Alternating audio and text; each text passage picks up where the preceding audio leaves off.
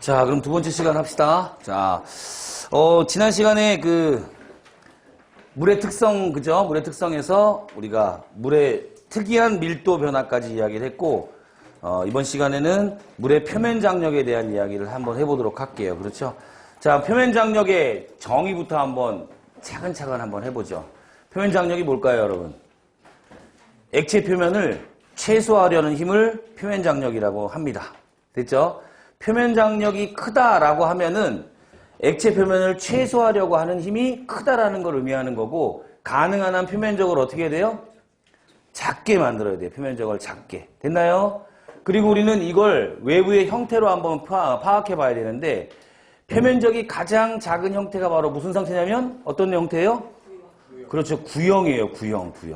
됐죠? 그죠? 구형이 그래서 우주 공간에서 모든 천체들이 모든이라고 하면은 이건 좀 틀릴 수도 있겠죠. 그죠? 거의 대부분의 천체들이 구형을 갖는 이유가 바로 뭐냐면 가능한 한 무슨 장력을 작게?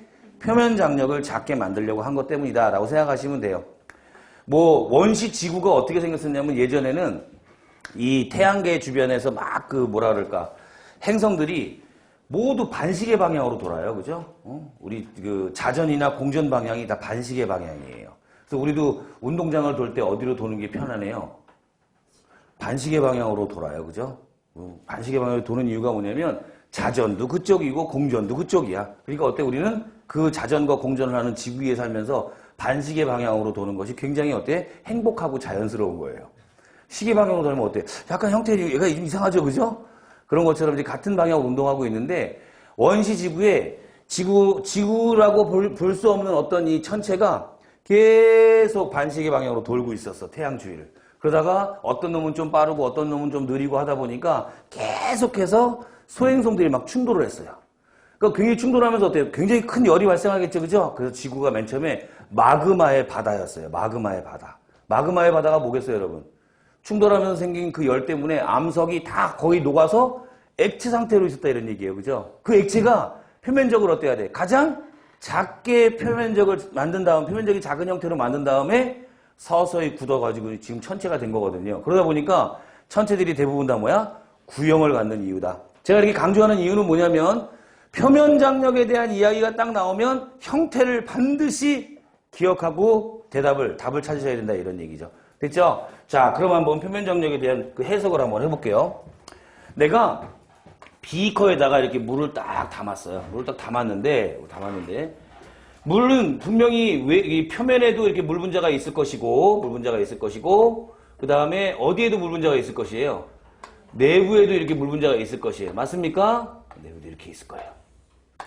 자, 보니까 이 내부에 있는 물 분자를 가만히 들여다보니까 얘는 이쪽으로도 상호작용, 이쪽으로도 상호작용, 이쪽으로 다 상호작용을 모든 방향에서 받기 때문에 이 내부에 있는 물 분자는 알짜힘이 얼마일까요, 여러분? 0이에요, 0. 그래서 쟤는 그냥 가운데 있어요. 서로 당기는 힘이 다 일정하기 때문에. 하지만 문제는 뭐냐면 이 표면에 있는 놈들인데, 표면에 있는 놈들은 양옆으로 힘도 받고 아래쪽으로 이렇게 힘도 받으나 어느 쪽으로 받는 힘이 없어요. 위쪽으로 받는 힘이 없죠. 그죠? 그래서 이 지금 7개가 표면을 표현하다가 7개가 모두 아래쪽으로 내려오는 건 아니고 어때요? 7개 중 일부가 아래쪽으로 잡아당겨지면서 7개가 표현해야 될 표면을 그보다 적은 숫자로 표면을 표현해야 된다 이런 얘기예요. 그죠? 그러다 보니까 표면적을 가능한 한 크게 만들어야겠어요? 작게 만들어야겠어요? 작은 분자로 표면을 표현해야 되니까 작은 분자 크기가 표면적이 작게 만들어야 된다 이런 이야기죠. 그죠? 이해됩니까? 그래서 표면 장력이 나타나는데 이때 당겨지는 힘이 만약에 수소결합이라면 굉장히 센 힘이겠죠. 만약에 작은 힘이라면 7개에서 어떻게 그냥 부들부들 떠다가 걔가 내려가지 않을 텐데 수소결합처럼 센 힘으로 잡아당기면 7개 중에 몇 개는 아래쪽으로 내려갈 거다 이런 이야기예요.